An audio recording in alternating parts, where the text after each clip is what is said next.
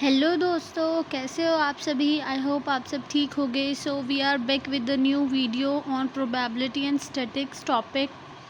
सो आज का हमारा टॉपिक है बाइनोमियल डिस्ट्रीब्यूशन, जो हमारे प्रोबेबिलिटी के अंदर काफ़ी मेन माने जाते हैं। इसमें 3 डिस्ट्रीब्यूशन होते हैं, बाइनोमियल, पॉइजन, नॉर्मल। तो आज हम पहला डिस्ट्रीब्यूशन पढ़ रहे हैं, बाइनोमियल डिस्ट्रीब्यूशन।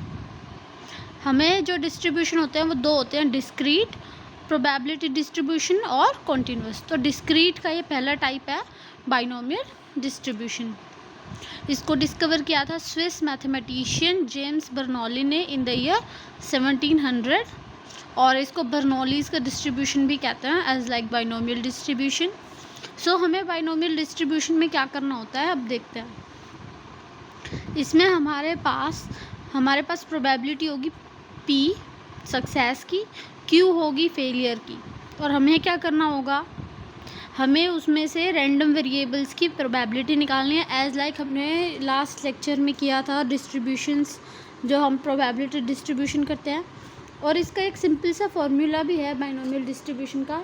अगर हमें R के लिए निकालना है तो NCR P of R Q of N minus R।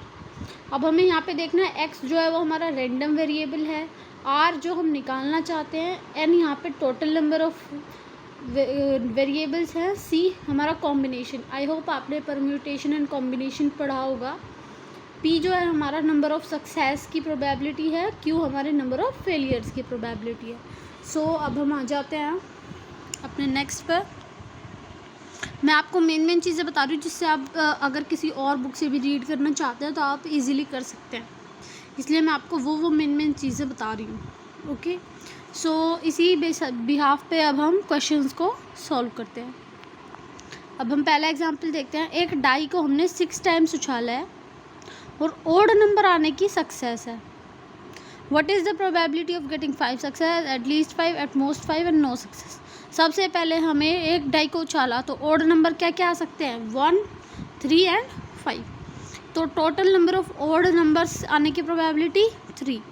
तो अब हमें देखना है सक्सेस क्या होगा, ओड नंबर, और ओड नंबर की प्रोबेबिलिटी होगी 1/2। सो क्यू की वैल्यू भी क्या हो जाएगी, 1/2।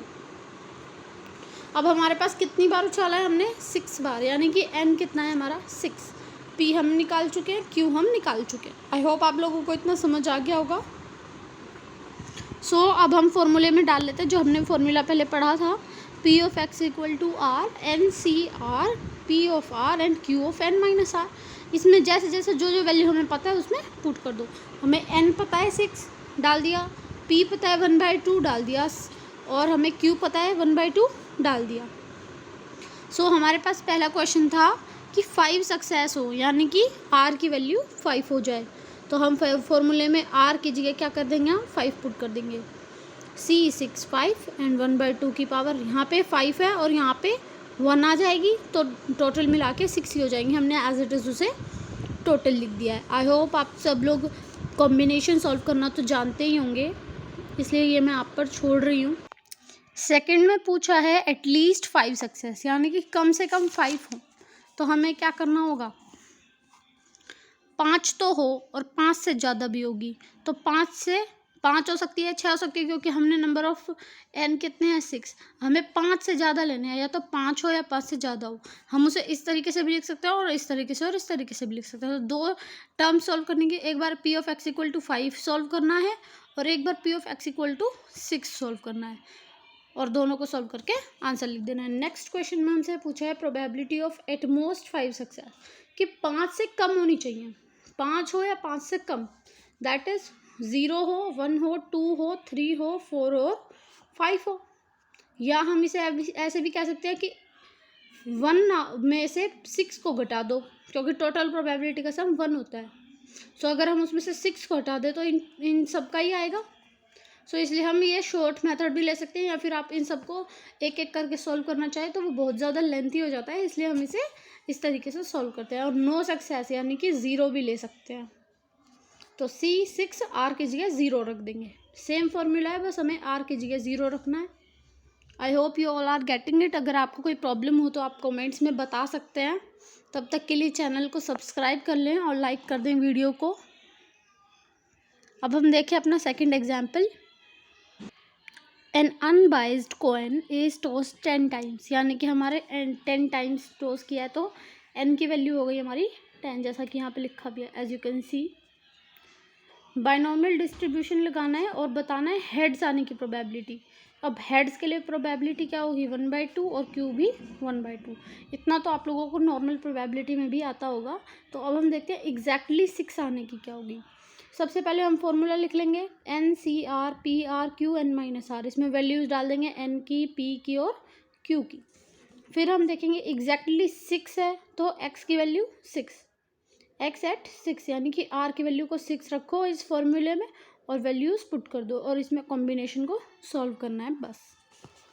नेक्स्ट देखते हैं प्रोबेबिलिटी ऑफ गेटिंग एटलीस्ट 6, 7, 8, 9 और 10, क्योंकि हमारे यहाँ पे n की वैल्यू कितनी है 10, तो हम इसलिए 6 से एटलीस्ट है तो ऐसे लेंगे।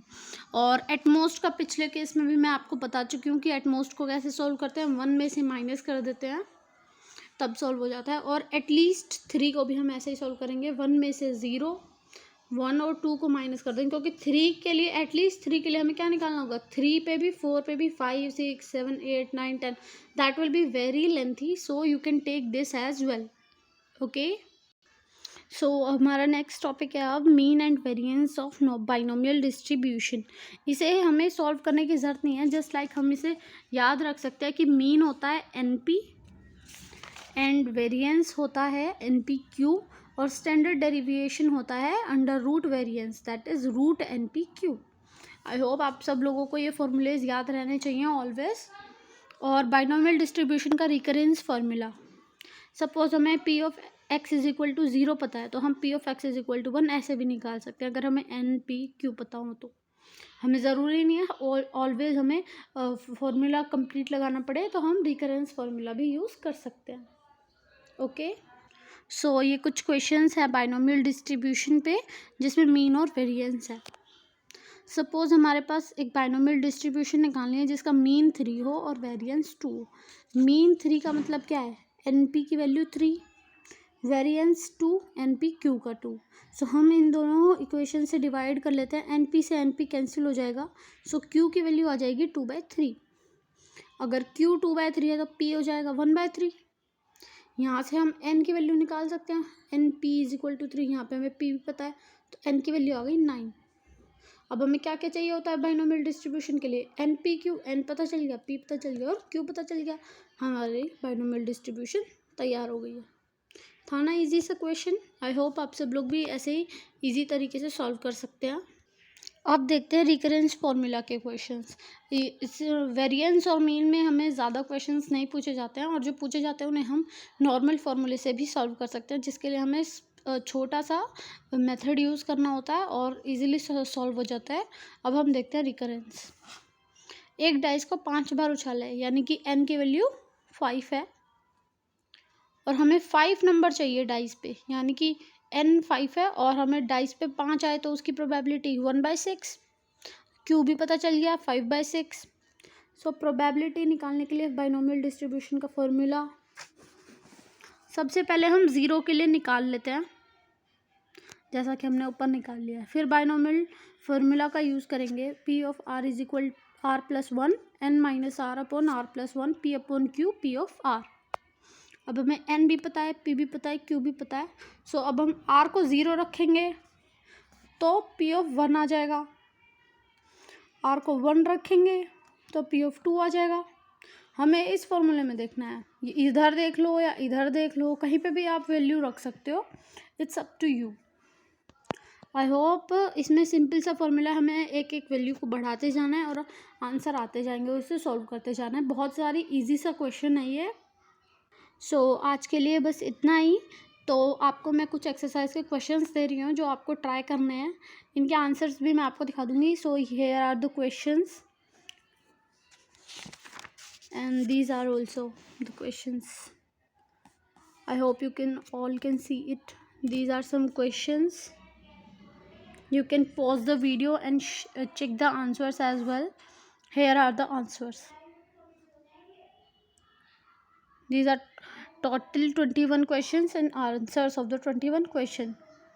आप सभी को ये क्वेश्चन ट्राई करने हैं। अगर किसी क्वेश्चन में डाउट हो या आपसे सॉल्व ना हो रहा हो तो आप कमेंट्स में बता सकते हैं। I will surely provide you the solution और I will make a video particular on that question. Okay, so अगर आपको ये वीडियो अच्छी लगी हो तो चैनल को लाइक कर दें, सब्सक्राइब कर दें।